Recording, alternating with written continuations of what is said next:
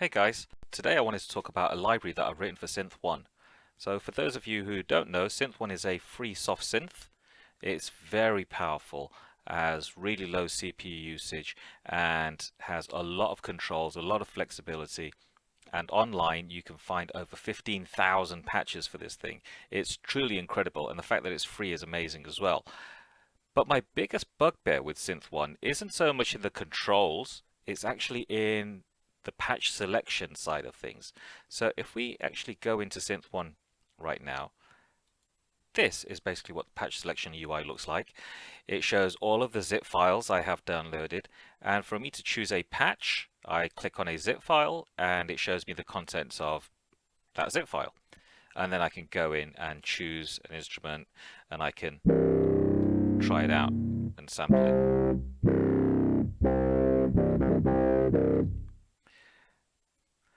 And I can go and choose another by again going into here, maybe scrolling to another library that, and let's take a look inside this one.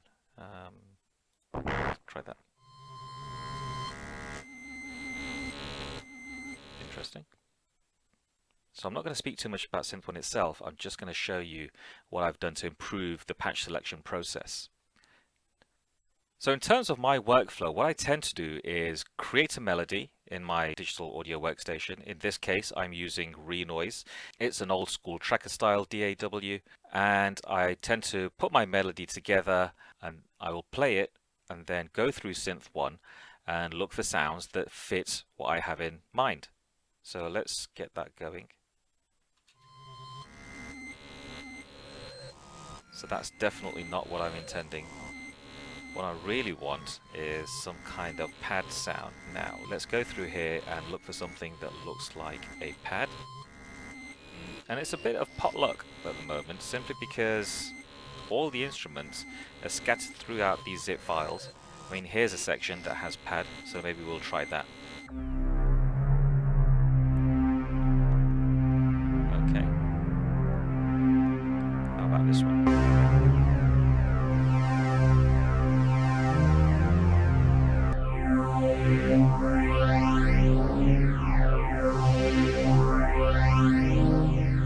So I like the phasing effect, but you can see that for me to be able to find the instrument that I want is very, very difficult. Synth1 itself doesn't have any search capability.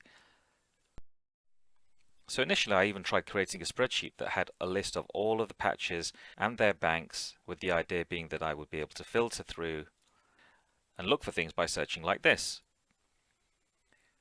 which helped a little bit, but this was equally frustrating simply because I would have to go and find the bank and then find the instrument and then audition it and discover it wasn't really what I wanted, and then come back to this spreadsheet and then try another one using exactly the same process.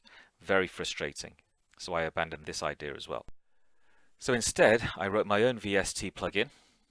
It's called the Synth1 Librarian, and it looks like this. So to give you a basic overview, we have a range of categories in the top section. And for each category, we have a set of patches that have been identified.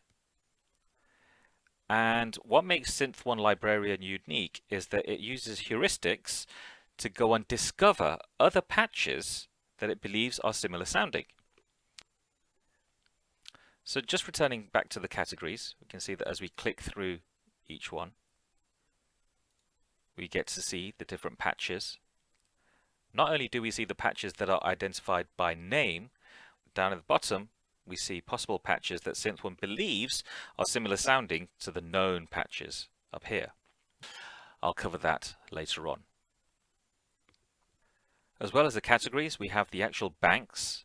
So these are the original zip files that we saw earlier, and by clicking in each of these I can see all of the patches appear that belong to that particular bank.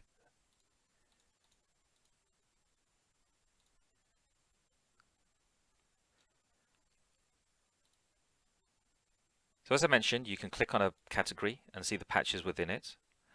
If you hover over a patch, it will tell you the original bank that it came from, the instrument number, and any categories that that sound belongs to. In this case, acid air rain only belongs to the air category.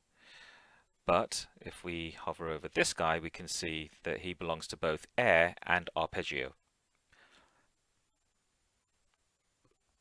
And the same goes for fan of air too. The matches section is similar, however it has a ranking next to it as well.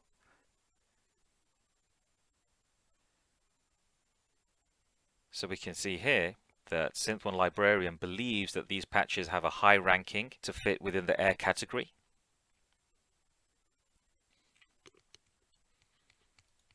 So in this example, Synth1 believes that these patches down here are very similar to these patches that have been identified by name. Synth1 does a pretty good job of determining patches using heuristics. To give an example of that, if I were to audition this sound,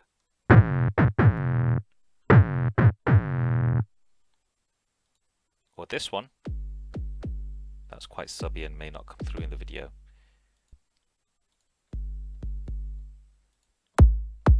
Here's one.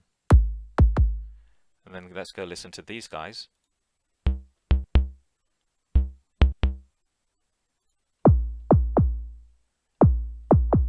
You can see that the librarians had a reasonably good attempt at finding those patches. It does order them by ranking, so the higher ranked matches appear earlier on and the lower ranked matches appear further down. So I'll give you a quick overview of working with patches. Quite simply, you click on a category, you see the patches, you click on it, and then you listen to it.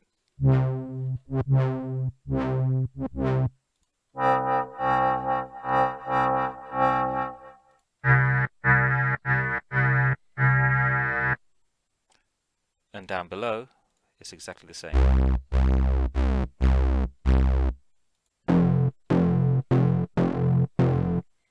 You can use these buttons to quickly go through and audition. Or you could just use the pick random button, which will just randomly select one.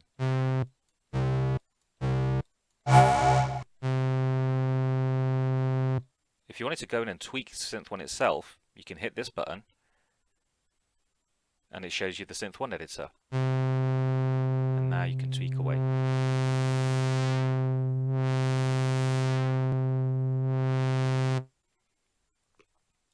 So the Librarian really is just a wrapper around Synth1. It acts as a much simpler way to change patches within Synth1 itself. If we hover over any particular patch, we can see the bank that it came from, the position of the instrument itself, and also which categories that patch belongs to. We can see that BT accordion only belongs to the accordion category. In some other cases, we may find patches that belong to multiple categories. 180 degrees starboard is a good example of something that's both under arpeggio and lead.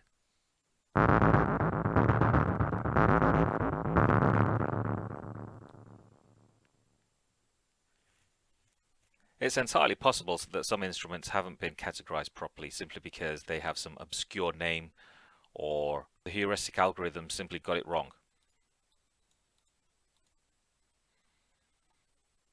If we believe a patch is in the wrong category, you can pick it up and drop it in the category that you think it belongs to. Some of these categories have a lot of patches. If we take a look at pad, for example, over 1,000 patches and even more potential matches. So if we click on this, you can see. So it's going to take me quite some time to go through an audition each one of these, looking for the one that fits the bill. So we can use the pick random button to just bounce around, and it's entirely possible that we may stumble across a pad that fits really nicely.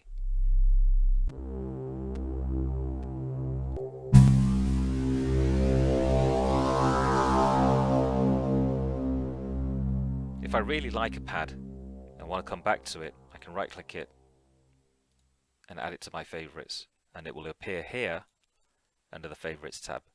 Here's some other ones that I'd previously marked as favorites. The possible patches section is very similar to the normal patches section. So we click the patch.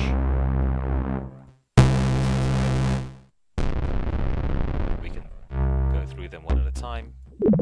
We can pick random ones. And we get the tooltips as well, telling us the other categories that the librarian has placed this patch into. Now, one of the more powerful features of the heuristic matching is around matching for similar sounding instruments. So in this instance, I've got Mach1 Transi pad.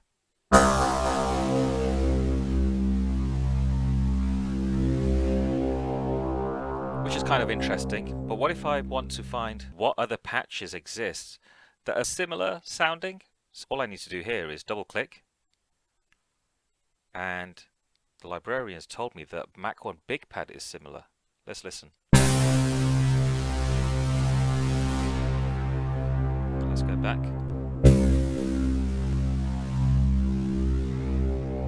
And Big Pad again. So yes, they are very similar. Now, it's only found one hit, and that's because of this precision setting here. Because the precision is so high, it's only finding the matches that it believes are fairly accurate, but we can lower that. And this time, it's found a lot more patches, which is understandable. And we can see that the ranking's gone down as well for each of them. So let's have a listen to see how this compares to TransiPad. And back to TransiPad. And phased plucks. And then we've got space pad.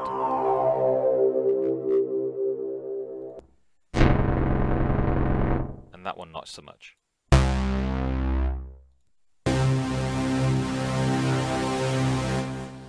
So we can see with a 2-star rating, they're not as similar, but it still gives you the opportunity to find something that you may never have discovered beforehand.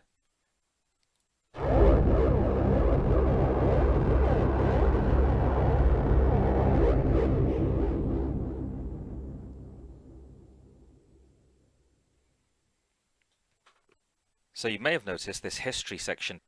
With the history view, it's very easy to go back and rediscover that patch that we may have wanted to use or just simply wanted to mark as a favorite.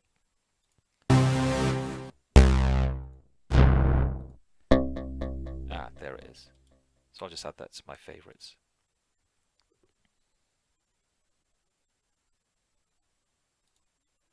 So we can look at favorites in two ways. Clicking on the tab shows me all of the patches that I've marked as a favorite.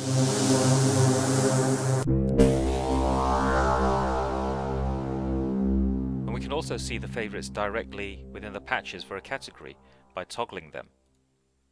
So here we can see that for the pad category, I've marked these two as my favorites. If I want to return back to a full view, I just click the button again. I can also unfavorite it simply by clicking the same option again, and it takes it away. Sometimes I just want to find a patch by name, simply because I remember part of it.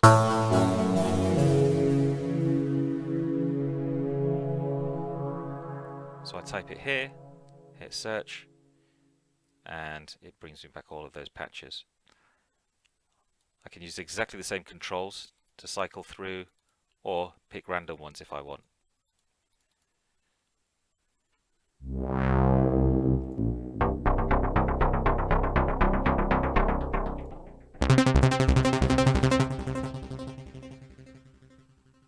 Actually, I like this one here.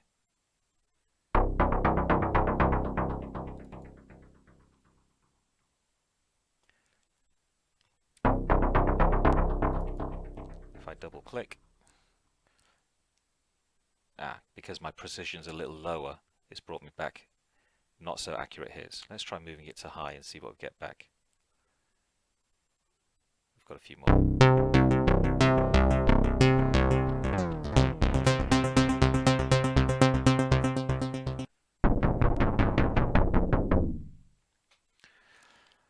And if you add more zip files to your library, just rebuild the library. Depending on the power of your machine, it may take anywhere between 1 and 3 minutes. I'm going to speed this up.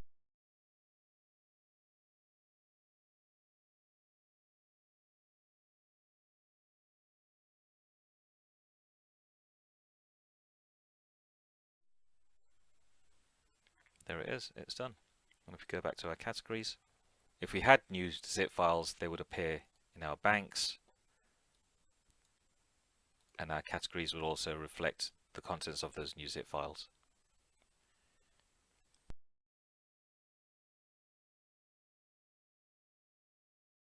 So that's it, guys. Thanks for listening. If this is a tool that you'd be interested in owning for yourselves, leave me a like or a comment. The more positive feedback I get, I'll be more inclined to make this into a more professional and releasable product. And if this does take off, I may make this Librarian work with other VSTs as well. So thanks.